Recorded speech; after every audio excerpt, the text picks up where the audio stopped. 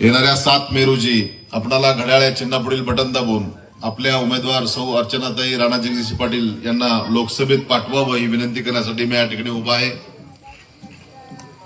आपण एकंदरीत माझ्या आधीच्या वक्त्यांनी बरंचसं काय तुम्हाला सांगितलं असेल, त्या बाबतीत मी जास्त काय बोलणार नाही, पण ही निवडणूक जिल्हा परिषद पंचायत समिती किंवा ग्रामपंचायतची नाही आणि विधानसभेची नाही, तर ही निवडणूक लोकसभेची आहे। आपल्याला देशाच्या हितासाठीचे निर्णय घेणाऱ्या प्रक्रियेत असणाऱ्या माणसांची नियुक्ती करण्यासाठी पण आपल्याला लोकसभेत आपला खासदार पाठवायचा आहे, जेणेकरून या देशाचे पंतप्रधान नरेंद्र मोदी यांच्या कार्यकाळात 10 वर्षाच्या कालखंडात आपल्या देशाचा जगातला जर क्रमांक बघितला आर्थिक स्तरावरचा तर तो 10व्या नंबरला होता।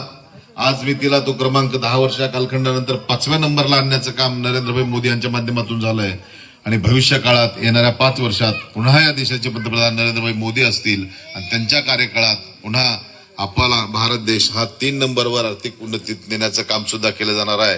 त्यामुळं इथल्या छोट्या मोठ्या हेवादेवांचा न बघता आपण देशाची एकंदरीत परिस्थिती बाबतीत आपण मतदान करावी विनंती करतो। आपण जे सुखानं आणि समृद्ध सुखानं राहतो इथं त्याच्या मागची कारणं जर बघितली तर आपल्या भारत देशाच्या असलेल्या सीमा सक्षमपणानं ज्यांनी संरक्षण करतात त्या आमचे सैनिक त्यांच्या पाठीमागे बळ उभं करण्याचं काम नरेंद्रभाई मोदी यांच्या माध्यमातून केलं गेलं। सर्जिकल स्ट्राईक सारखा कार्यक्रम मागच्या कालखंडात राबवला गेला, म्हणून आपल्या भारत देशाच्या सीमेवर असलेल्या चायना असेल, पाकिस्तान असेल, बांगलादेश असेल, हे पुन्हा आपल्याकडे वाकड्या नजरेने बघण्याची हिंमत सुद्धा करत नाहीये। जशास तसं उत्तर देण्याचं काम नरेंद्रभाई मोदी यांच्या कार्यकाळात झालं म्हणून आणि त्यांच्या माध्यमातून सर्वसामान्य एकंदरीत घटकांच्या बाबतीत जर केंद्राच्या ज्या योजना 740 जवळजवळ योजना आहेत त्यातल्या प्रामुख्याने जर बघितलं घरटी शौचालय देण्याचं काम त्यांच्या माध्यमातून करण्यात आलेलं आहे। त्याचबरोबर पंतप्रधान आवास योजनेच्या माध्यमातून ज्यांना निवास नाही अशांना निवास देण्याचं काम करत आहे। 75 वर्ष झाली स्वातंत्र्य होऊन पिण्याचं पाणी शुद्ध आणि मुबलक मिळत नव्हतं, तेव्हा हर घर नल हर घर जल या योजनेअंतर्गत जवळजवळ उमरगा आणि लोहारा तालुक्यात 600 कोटी रुपयाचे पिण्याच्या पाण्याची योजना कार्यान्वित जल जीवन मिशनच्या माध्यमातून चालू आहेत, ज्यात मॅचिंग ग्रँट म्हणजे केंद्र आणि राज्य असा संयुक्तिक निधी देऊन त्या योजना राबवल्या जात आहेत। त्याचबरोबर शेत रस्त्याचे प्रश्न सुद्धा मातोश्री पानंद रस्त्याच्या माध्यमातून आपण सोडवतोय, त्यात सुद्धा केंद्राचा हिस्सा आणि राज्याचा हिस्सा दिला जातोय।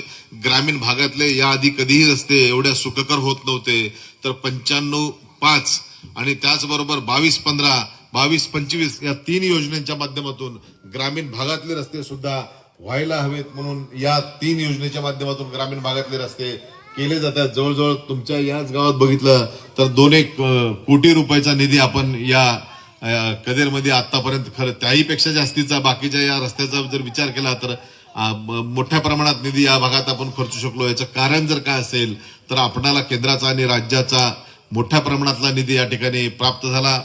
हे महायुतीचं सरकार असल्या कारणानं अतिरिक्त निधी आपल्याला मोठ्या प्रमाणात केंद्रातला सुद्धा राज्याला प्राप्त झाला आणि राज्यातला आपल्याला प्राप्त झाल्यामुळे राज्यातून आपल्यासारख्या या शेवटच्या तालुक्याला सुद्धा मिळू शकला। त्याचं कारणच असं आहे, पंक्तीत जागा जरी शेवटीला मिळाली तर वाढप्या आपलं असलं तर पोटभर मिळतंय, त्या पद्धतीनं आपण कर्नाटकच्या सीमेवर जरी असलो तर ते वाढणारी मंडळी या राज्याचे मुख्यमंत्री श्रीमान एकनाथजी शिंदे साहेब असतील, दुसरे अर्थमंत्री तथा उपमुख्यमंत्री अजितदादा पवार असतील आणि त्याचबरोबर देवेंद्रजी फडणवीस साहेब असतील, यांच्या माध्यमातून जास्तीत जास्त निधी आपणाला या तालुक्याच्या विकासासाठी आपण आणू शकलो। हे सगळं जर कशाचं घोतक असेल तर आपल्या विचाराचं सरकार असल्या कारणानं आणि मी त्याच पार्टीचा आमदार असल्यामुळे हे जास्त निधी मिळू शकला।